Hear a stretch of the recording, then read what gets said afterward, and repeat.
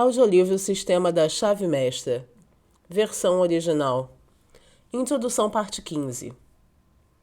Experimentos com parasitas encontrados em plantas indicam que mesmo a ordem de vida mais baixa é capaz de tirar vantagem da lei natural. Esta experiência foi feita por Jacques Locke, um membro do Rockefeller Institute. Para a obtenção do material, roseiras em vasos são levadas para uma sala e colocadas em frente a uma janela. Se as plantas secarem, os pulgões, parasitas, antes sem asas, mudam para insetos alados. Após a metamorfose, os animais deixam as plantas, voam para a janela e rastejam para cima do vidro. É evidente que esses minúsculos insetos descobriram que as plantas nas quais tinham crescido estavam mortas, e que, portanto, não podiam garantir mais nada para comer e beber dessa fonte. O único método pelo qual eles poderiam se salvar da fome era criar asas temporárias e voar, o que eles fizeram. Experimentos como esses indicam que tanto a onisciência quanto a onipotência são onipresentes e que o mais ínfimo ser vivo pode tirar vantagem disso em uma emergência. A parte 15 contará mais sobre a lei sob a qual vivemos. Explicará que essas leis funcionam a nosso favor, que todas as condições e experiências que chegam até nós são para nosso benefício e crescimento, que ganhamos força na proporção do esforço despendido e que nossa felicidade é melhor alcançada por meio de uma cooperação consciente com as leis naturais. Parte 15. As leis sob as quais vivemos são projetadas exclusivamente para nossa vantagem. Essas leis são imutáveis e não podemos escapar de seu funcionamento. Todas as grandes forças eternas agem em silêncio solene, mas está em nosso poder colocar-nos em harmonia com elas e assim expressar uma vida de relativa paz e felicidade.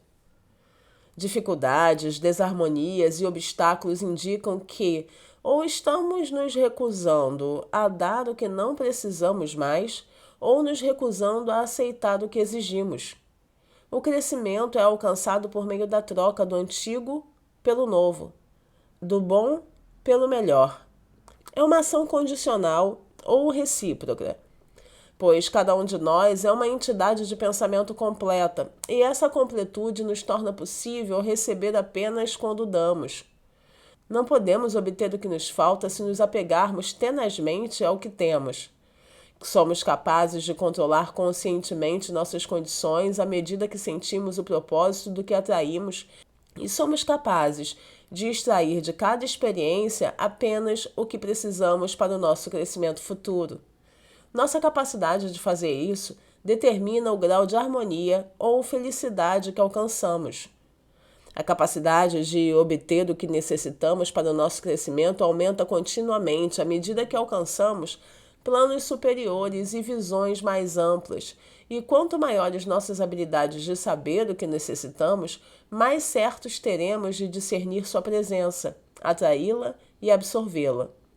Nada pode nos alcançar, exceto o que é necessário para o nosso crescimento. Todas as condições e experiências que chegam até nós o fazem em nosso benefício. As dificuldades e os obstáculos continuarão a surgir até que absorvam sua sabedoria e obtenham deles o essencial para um maior crescimento. Que colhemos o que semeamos é matematicamente exato. Ganhamos força permanente exatamente na medida do esforço necessário para superar as dificuldades. As exigências inexoráveis do crescimento exigem que exerçamos o maior grau de atração por aquilo que está perfeitamente de acordo conosco. Nossa maior felicidade será melhor alcançada por meio de nossa compreensão e cooperação consciente com as leis naturais. Para possuir vitalidade, o pensamento deve estar impregnado de amor. O amor é um produto das emoções.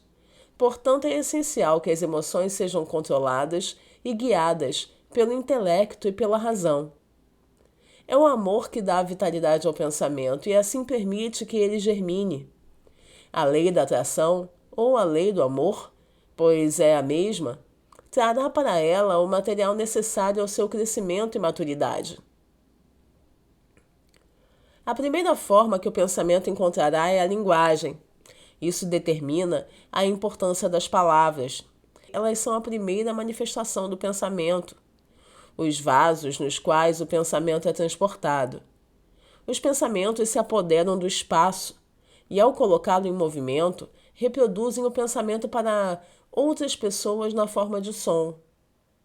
O pensamento pode levar à ação de qualquer tipo, mas seja qual for a ação, é simplesmente o pensamento tentando se expressar de forma visível. É evidente, portanto, que se desejarmos condições favoráveis, podemos nos dar ao luxo de nutrir apenas pensamentos desejáveis. Isso leva à conclusão inevitável de que, se desejamos expressar abundância em nossas vidas, podemos nos dar ao luxo de pensar apenas em abundância. E como as palavras são apenas pensamentos tomando forma, devemos ter um cuidado especial para usar apenas uma linguagem construtiva e harmoniosa, que, quando finalmente cristalizado em formas objetivas, provará a nossa vantagem. Não podemos fugir das imagens que fotografamos incessantemente na mente. E essa fotografia de concepções errôneas é exatamente o que se faz pelo uso das palavras, quando utilizamos qualquer forma de linguagem que não se identifique com o nosso bem-estar. Nós manifestamos mais e mais vida à medida que o nosso pensamento se torna mais claro e assume planos superiores. Isso é obtido com a maior facilidade ao usarmos figuras de linguagem claramente definidas e livres das concepções que lhes estão associadas nos planos inferiores de pensamento. É com palavras que devemos expressar nossos pensamentos. E se quisermos fazer uso de formas superiores da verdade, podemos usar apenas o material que foi cuidadosa e inteligentemente selecionado com esse propósito em vista. Esse maravilhoso poder de revestir os pensamentos na forma de palavras é o que diferencia o homem do resto do reino animal. Pelo uso da palavra escrita, ele foi capaz de olhar para trás ao longo dos séculos para ver as cenas emocionantes pelas quais ele recebeu sua herança atual. Ele foi capacitado a entrar em comunhão com os maiores escritores e pensadores de todos os tempos, e o registro combinado que possuímos hoje é, portanto, a expressão do pensamento universal que tem procurado tomar forma na mente do homem. Sabemos que o pensamento universal tem como objetivo a criação da forma, e sabemos que o pensamento individual está sempre tentando se expressar na forma. Sabemos que a palavra é uma forma pensamento e uma frase é uma combinação de formas pensamento. Portanto, se desejamos que nosso ideal seja belo ou forte, devemos cuidar para que as palavras a partir das quais esse templo será criado sejam exatas, para que sejam elaboradas cuidadosamente, porque a precisão na construção de palavras e frases é a forma mais elevada de arquitetura na civilização e um passaporte para o sucesso. As palavras são pensamentos e, portanto, um poder invisível e invencível que finalmente se objetificará na forma que lhes é dada. As palavras podem se tornar palácios mentais que viverão para sempre, ou podem se tornar barracos que, à primeira brisa, serão tombados. Elas podem deliciar os olhos, assim como os ouvidos. Elas podem conter todo o conhecimento. Nelas, encontramos a história do passado, bem como a esperança do futuro. Elas são mensageiras vivas dos quais toda a atividade humana e sobre-humana surge. A beleza da palavra consiste na beleza do pensamento, o poder da palavra consiste no poder do pensamento, e o poder do pensamento consiste em sua vitalidade. Como podemos identificar um pensamento vital? Quais são suas características distintivas? Ele deve ter um princípio. Como devemos identificar o princípio? Existe um princípio de matemática, mas nenhum de erro. Existe um princípio de saúde, mas nenhum de doença. Existe um princípio de verdade, mas nenhum de desonestidade. Há um princípio de luz, mas não existe de trevas. Há um princípio de abundância, mas não de pobreza. Como saberemos que isso é verdade? Porque se aplicarmos o princípio da matemática corretamente, teremos certeza de nossos resultados. Onde há saúde, não haverá doença. Se conhecemos a verdade, não podemos ser enganados pelo erro. Se deixarmos a luz entrar, não haverá escuridão. E onde há abundância, não pode haver pobreza. Esses são fatos evidentes, mas a verdade é importantíssima de que um princípio contendo pensamento é vital e, portanto, contém vida e, consequentemente, cria raízes e, eventualmente, mas certamente desloca os pensamentos negativos que, por sua própria natureza, não podem conter vitalidade. É uma verdade que parece ter sido esquecida. Mas esse é um fato que permitirá que você destrua toda forma de discórdia, carência e limitação. Não pode haver dúvida de que aquele que é sábio o suficiente para compreender reconhecerá prontamente que o poder criativo do pensamento coloca uma arma invencível em suas mãos e o torna um mestre do destino. No mundo físico existe uma lei de compensação que diz que o aparecimento de uma determinada quantidade de energia em qualquer lugar significa o desaparecimento da mesma quantidade em outro lugar. E assim descobrimos que podemos obter apenas o que damos. Se nos comprometemos com uma determinada ação, devemos estar preparados para assumir a responsabilidade pelo desenvolvimento dessa ação. O subconsciente não pode raciocinar. Isso nos leva a sério. Se pedimos algo, nós agora devemos recebê-lo. Se fizemos nossa cama, agora devemos deitar nela. A sorte foi lançada, os fios seguem o padrão que tecemos. Por essa razão, o insight deve ser exercido para que o pensamento que alimentamos não contenha germe mental, moral ou físico que não desejamos em nossas vidas. O insight é uma faculdade da mente pela qual somos capazes de examinar fatos e condições a longa distância. Uma espécie de telescópio humano. Permite-nos compreender e perceber rapidamente as dificuldades, bem como as possibilidades, em qualquer empreendimento. O insight nos permite estar preparados para os obstáculos que encontraremos. Podemos, portanto, superá-los antes que tenham qualquer oportunidade de causar dificuldades.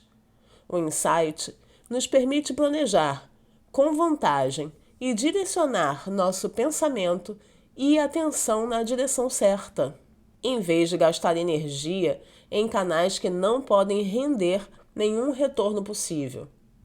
O insight é, portanto, absolutamente essencial para o desenvolvimento de qualquer grande conquista, mas com ele podemos entrar, explorar e possuir qualquer campo mental. O insight é um produto do mundo interior e é desenvolvido no silêncio, pela concentração. Para o exercício, concentre-se no insight. Assuma sua posição habitual e concentre o pensamento no fato de que ter conhecimento do poder criativo do pensamento não significa possuir a arte de pensar. Deixe o pensamento se deter no fato de que o conhecimento não se aplica a si mesmo e que nossas ações não são governadas pelo conhecimento, mas pelo costume, precedente e hábito. Que a única maneira de aplicar o conhecimento é por um determinado esforço consciente. Lembre-se de que o conhecimento não utilizado passa da mente, que o valor da informação está na aplicação do princípio. Continue essa linha de pensamento até obter uma visão suficiente para formular um programa definido para aplicar esse princípio ao seu problema particular. Pense com sinceridade e seus pensamentos saciarão a fome do mundo. Fale verdadeiramente, cada palavra tua será uma semente fecunda.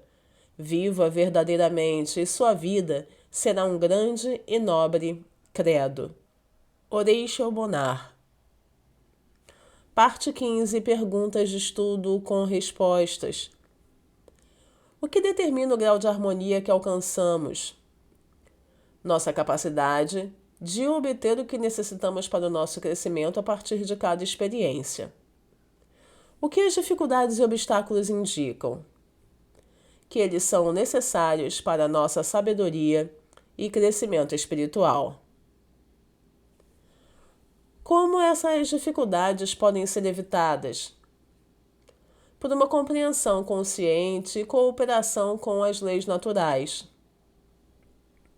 Qual é o princípio pelo qual o pensamento se manifesta na forma? A lei da atração. Como é garantido o material necessário pelo qual o crescimento, o desenvolvimento e a maturidade da ideia tomam forma? A lei do amor, que é o princípio criativo do universo. Ela confere vitalidade ao pensamento e a lei da atração traz a substância necessária pela lei do crescimento. Como as condições desejáveis são garantidas? Por entreter apenas pensamentos desejáveis. Como as condições indesejáveis surgem? Pensando, discutindo e visualizando condições de carência, limitação, fraqueza, escassez, doença, desarmonia e discórdia de todo tipo. Essa fotografia mental de concepções errôneas é assumida pelo subconsciente, que a lei da atração inevitavelmente a cristalizará em uma forma objetiva, trazendo isso até você.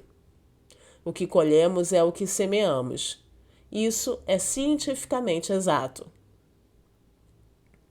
Como podemos superar todo tipo de medo, falta, limitação, pobreza e discórdia?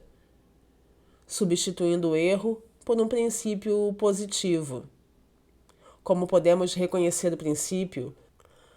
Por uma compreensão consciente do fato de que a verdade invariavelmente destrói o erro. Não precisamos remover laboriosamente a escuridão, tudo que é preciso é acender a luz. O mesmo princípio se aplica a todas as formas de pensamento negativo. Qual é o valor do insight? Permite-nos compreender o valor de aplicar o conhecimento que adquirimos. Muitos parecem pensar que o conhecimento se aplicará automaticamente, o que de forma alguma é verdade. A todo homem abre um caminho, e a alma elevada sobe o alto caminho, e a alma baixa apalpa o baixo, e entre as planícies enevoadas, o resto vai e vem. Mas para todo homem se abre um caminho alto e baixo, e todo homem decide o caminho de sua alma.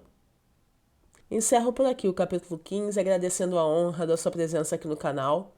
Se você tem gostado desse conteúdo, peço que comente aqui comigo, deixe o seu like, se inscreva e eu aguardo você na parte 16 do livro O Sistema da Chave Mestra, versão original. Obrigada!